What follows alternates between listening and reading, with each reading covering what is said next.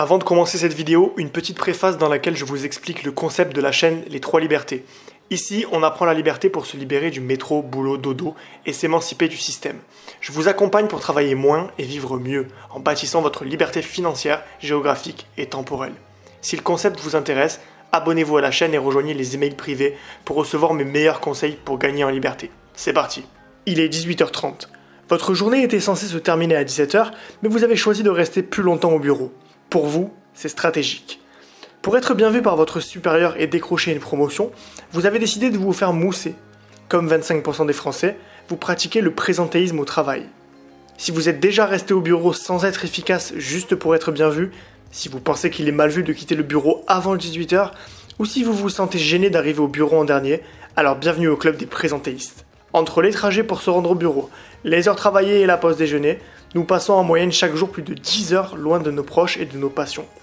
En France, les heures supplémentaires passées au travail sont souvent considérées comme un signe de productivité et de motivation. Et c'est ainsi que des milliers de salariés s'épuisent au travail pour prouver leur motivation et loyauté à toute épreuve. Mais est-ce vraiment justifié ? Dans d'autres cultures comme les pays anglo-saxons ou scandinaves, c'est l'inverse qui s'applique. Rester tard au bureau est considéré comme un manque flagrant de productivité. Si vous êtes encore au bureau à 19h, on vous demandera probablement pourquoi vous n'êtes pas plus efficace. Voyons voir pourquoi le présentéisme est une mauvaise stratégie à long terme.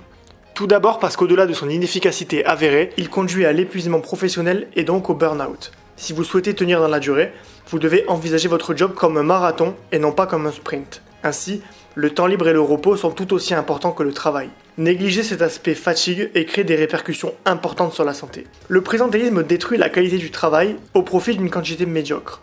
Il réduit également la productivité horaire et la créativité du collaborateur. Globalement, l'être humain est meilleur pour accomplir des tâches courtes car l'attention de notre cerveau est très limitée. Tirer sur la corde n'a aucun intérêt. La culture du travail française est partiellement la cause de ce mal bien implanté. Elle associe à tort le nombre d'heures travaillées à la quantité du travail. Les managers apprécient particulièrement avoir leurs collaborateurs sous la main et induisent donc ce mode de fonctionnement aux équipes. Là où ça devient vicieux, c'est que les personnes qui ne s'y conforment pas peuvent se sentir discriminées ou rejetées. Les employés, désirant être acceptés par l'équipe, finissent alors par étendre leurs horaires de travail pour ne pas être injustement assimilés à des profiteurs, et donc se ranger dans le troupeau. Dès lors que vous avez compris qu'être présent n'est pas un gage de qualité et que ça ne vous ouvrira pas de porte, vous avez le pouvoir et le devoir de résister. Lorsque votre patron vous demande de rester sans raison et sans contrepartie, refusez. Lorsque votre collègue blague parce que vous partez à l'heure, prenez de la hauteur, souriez et passez à autre chose. L'équilibre entre votre vie personnelle et professionnelle est à la base d'une vie épanouie et d'une carrière saine.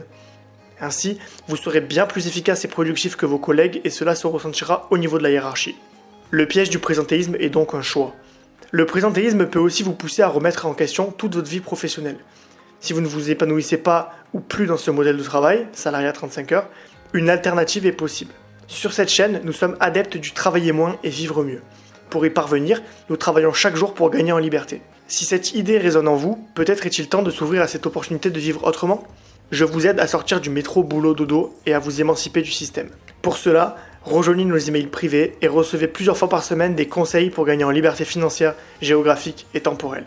Si la vidéo vous a plu, n'hésitez pas à laisser un like et à vous abonner à la chaîne pour ne pas manquer les prochaines.